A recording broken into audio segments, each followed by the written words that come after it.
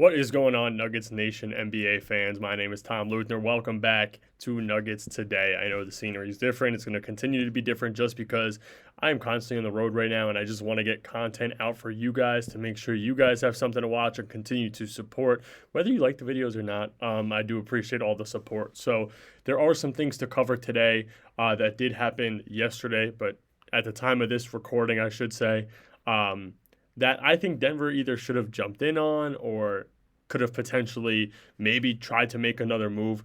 Like I said, this episode is going to air and everything will be finalized tomorrow. So anything I'm talking about is happening prior to Sunday's official open of the market. So the first thing I want to talk about is obviously the Wizards and Rockets trade. They swapped Cam Whitmore for 2 second-round picks. Now, according to multiple sources throughout X, Instagram, Facebook, the Rockets had a lot of offers for Whitmore, but wanted to send him to a team that he would thrive in or thrive on and actually have a rotation or rotational minutes.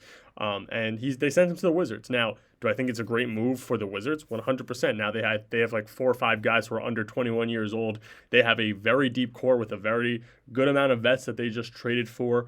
But I am sort of surprised that Denver didn't hop on the deal. Again, maybe they were one of the teams that had a trade set for Whitmore. I know that there was talks about them being interested in him.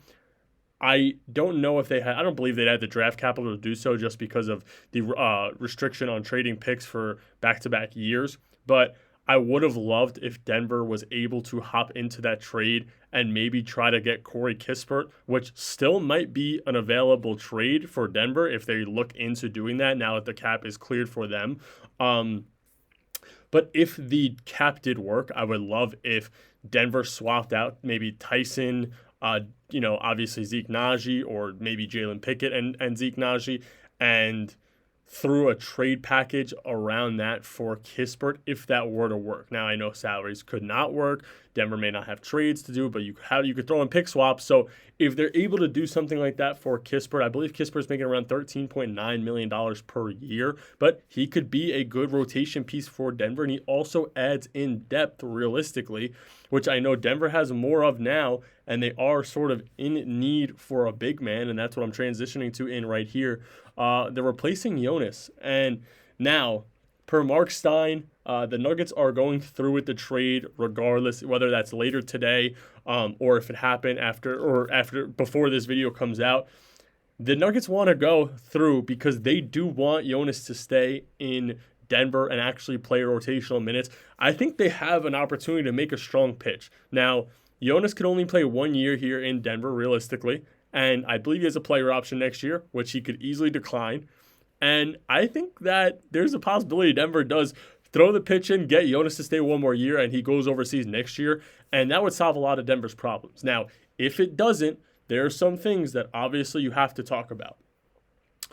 We've covered so many backup centers to this point, and there's not many left in the market. So obviously you have the guys that we've covered, Bol, Boucher, Goga, Al Horford. But I saw something interesting in the comments, and this is not my take. This is a community take, which I know we do have the community talk segment in this episode. But the community's take was to look into Kenny Lofton Jr. Now, I know he's undersized when it comes to the height of a center, and I am very big on having a bigger lineup, especially in a stacked Western Conference, a big man Western Conference.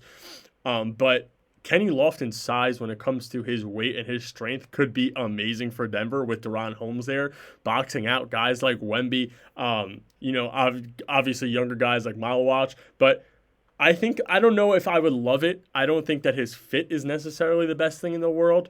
There are some other guys I think Denver could look into, like Marvin Bagley is another option.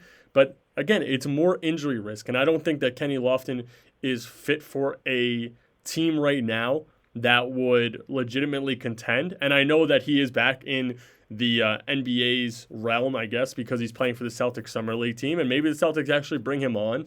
But I wouldn't mind bringing in, if Jonas leaves, obviously it's all speculation, I would not mind if Denver was able to bring in a guy like Marvin Bagley realistically and maybe bring in a two-way guy, which is another thing I'm going to get to in a little while. So, like I said, the pitch for somebody in the comments, and it was constant for a little while before MPJ was traded, was to pick up Kenny Lofton as a backup. And listen, I don't love it, but I also wouldn't mind seeing it just because it is something entertaining to watch because he is such a big body that some people can't stop because of how strong he really is. Now, another topic I want to get to, and this is something that I've talked to with the community that I continue to bring up, is the group chats that I'm in, the fan base, groups on X, on Instagram. There are a lot of good wings left in free agency still, whether those are unrestricted or restricted free agents. And Denver has the money right now to go ahead and try to get another one of them. Somebody I've covered in the past was Amir Coffey, and I still think that he could be a very good option. He'd be a third option at the 2, 3, or 4.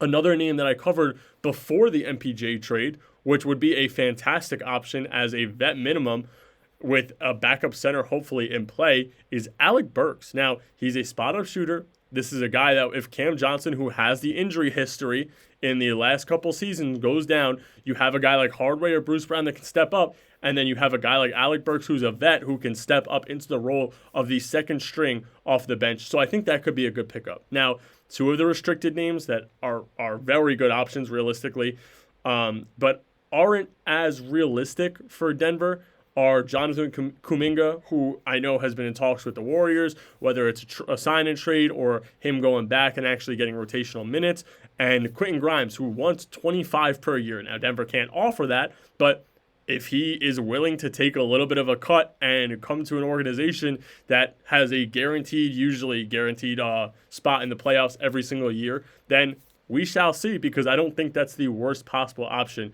for Denver. Like I said, Kuminga and Grimes are both restricted, so there is a lot of news that's probably going to happen between them, but I think that the 76ers will most likely bring Grimes back if they can afford to offer him what he does want. Now, this last topic I do want to cover is from Dean Amarillo, if I said that correctly.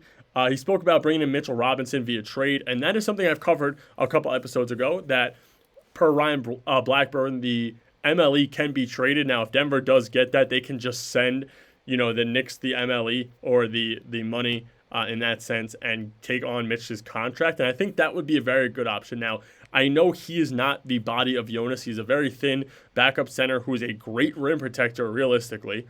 And this is all speculation on if Jonas leaves and Al Horford goes to the Warriors and Denver does need to trade for somebody. I like the body of Andre Drummond under the paint more, but I also wouldn't mind the Nuggets going out and making the trade for Mitch, bringing on his contract, and if he is hurt, you go to your summer league roster, and you offer one of your two-way contracts to Ibu Baji. Now, Ibu Baji is a 7'1" backup rim protector. He has a little bit of experience in the NBA, not much, but I also wouldn't mind him learning under Mitchell Robinson as a vet that you could say, who can actually teach him the ropes of being that kind of rim protector in the NBA.